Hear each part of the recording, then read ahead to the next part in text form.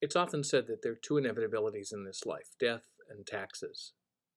For people in the pews, there are two more, the annual parish financial report and then the pastor's pitch. When I first arrived here, I dreaded this moment.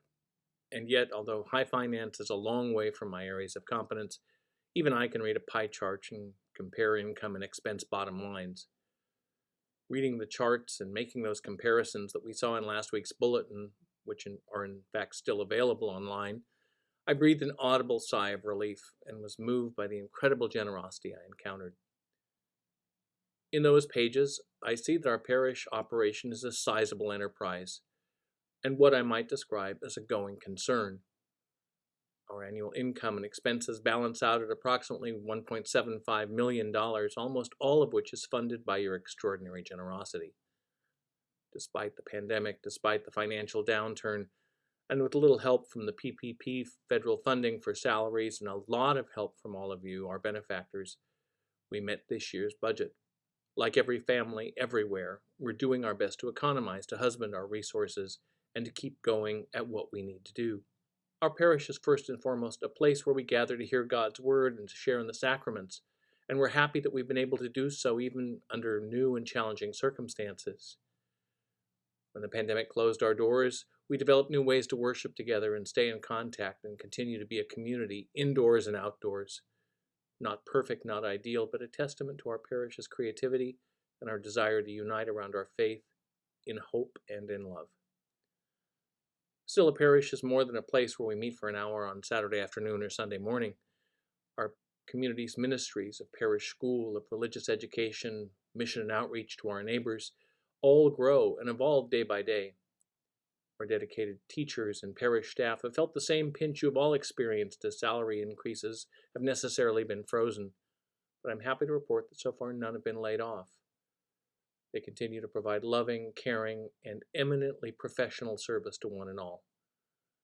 Their salaries and benefits are our largest outlay, and their dedicated work is our parish's richest ornament, second only to the underlying generosity of you, our parish community. Your generosity takes many and varied forms. We rely on your financial contributions to keep the doors open, keep the lights on, and salaries paid, just as we rely on the unflagging generosity of so many volunteers to help us carry out our many ministries of hospitality and education.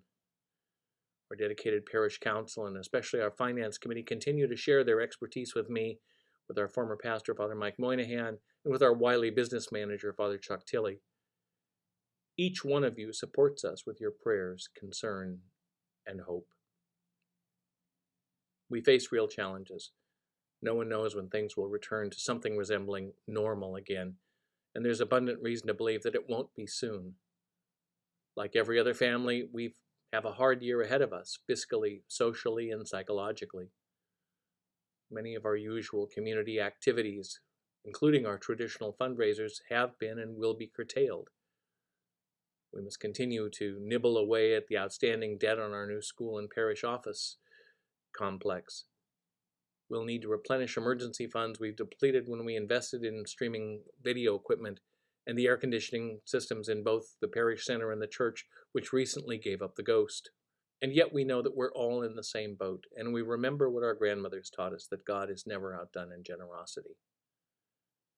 In one of his last letters as he neared death, St. Ignatius detailed a whole series of acute challenges and disasters that he and the company he founded were experiencing.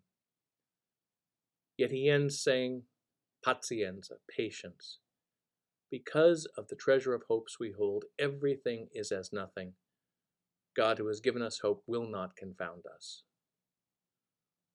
My brief experience here has taught me to hold on to that treasure of hopes for dear life, a treasure that I see in the faith, the devotion, and the generosity of this parish and its community. And so together, let's say pazienza, and let me say thank you, and let's get on with it.